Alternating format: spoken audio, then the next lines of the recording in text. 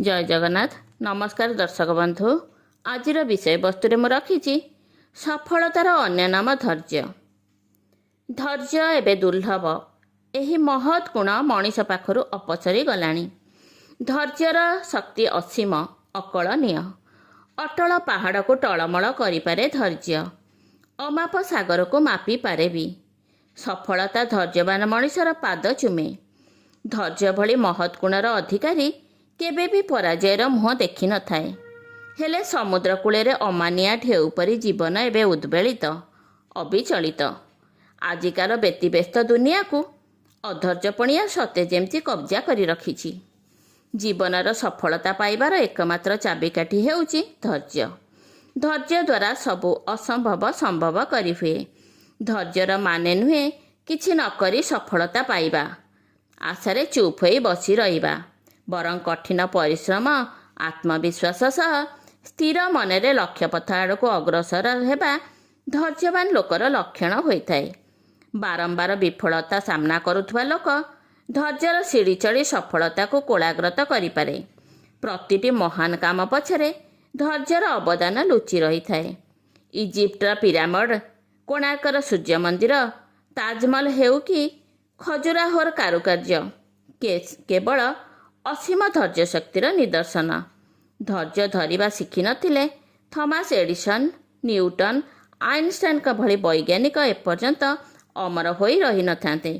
जीवनर चलापथरे विफलता तो निश्चय आसिब, एहाकू केही एड़ाई देई पारिबे नाही। हेले विफलता को सफलतारे परिणत करि पारिबार सामर्थ्य केवल धैर्यवान लोकर भाग्ୟରେ जुटे।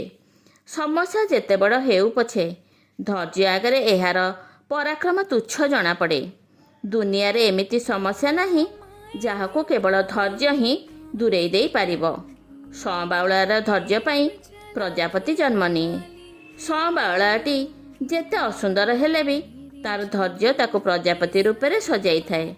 ठीक सेमिति परिश्रम जेते कष्टदायक हेले भी धैर्य एथिरे सफलतार स्वाद भरी देई थाए। महुमाछीर धैर्यर फल महु भली अमृत सृष्टि करिथाए। बाया चढ़ई पाखरे धैर्य नथिले तार बसा कण झड़ को सामना करि पारिथांता। केवल अपेक्षा करिबार सामर्थ्य को धैर्य कुआ जाए नहीं।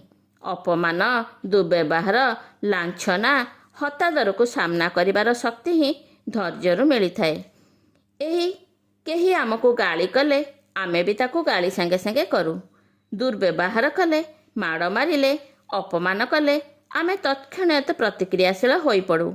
यह स्वाभाविक, अत्यंत साधारण कथा। हेले अपमान, माड़, गाली सह शांत स्थितप्रज्ञ रही पारुथुवा मनीष साधारण होइथाए। केवल धैर्य भली मनीष को अन्य मानकठारु पृथक करिथाए। सबुकिछि सहिया पई धैर्य को एमाने ढाल भली व्यवहार करिथांती। चादर, कंबल घोड़ाई हेले जेमिति शीत आम देह को छुई पारे ना, ठीक सेमिति हिंसा, क्रोध धैर्यवान मनीषर पाख माड़ी न थाए। अधैर्य मनीष दुर्गुण पाखरे सहजरे हार मानि थाए। अहंकार, गर्व मन को तार सबु बेले अविचलित करी रखि थाए। टिके टिके कथारे क्रोधान्वित हेबा, सामान्यतम कथारे घटनारे प्रतिक्रिया प्रकाश करिबा एमानकर स्वभाव होइथाए। अधैर्य लोक माने जीवन रे सबु बेले भूल निर्णय नहीं थांती। चिंता न करी अनावश्यक कथा कही पकांती ओ अजथा कामरे माति थांती। अधैर्यर गोटिए क्षण सेमानकु जीवन सारा अनुताप सागर बुड़ाई रखि थाए। शिशुर कांद, पिलांकर सामान्य खेलकूद भी एभली व्यक्ति को विरक्त करि पकाए। एभली अस्थिर मनीष को सबुठी विफलतार मुह देखिबाकु मिलिथाए। अनेक समय धैर्य और सहनशीलतार अभाव वैवाहिक जीवन में झड़ सृष्टि करिथाए। परिवार उजुड़ी जाए। सामान्य कथारू विवाह विच्छेद घटे। कौनसी प्रकार वाद विवाद बेले टिके धैर्य धरिदेले आपे आपे समाधानर बाट बाहरी आसे। धैर्य मनरे सकारात्मक चिंताधारा उद्रेक करिथाए। धैर्य आमको शांत, संवेदनशील, सरल, सहनशील हेबारे साहाय्य करिथाए। जो माने अपेक्षा करिबार कष्ट सहिबार कला शिखि जाती सेमाने ही धैर्यर मूल्य हृदयंगम करिथांती। विफलतार दुख को हसी हसी सामना करिबा, जटिल परिस्थिति समस्या रूपी झड़ भितरे ନିଷ୍ଫଳ ରହିପାରୁଥିବା ବ୍ୟକ୍ତି ହିଁ ସୁଖରେ ରହିପାରେ।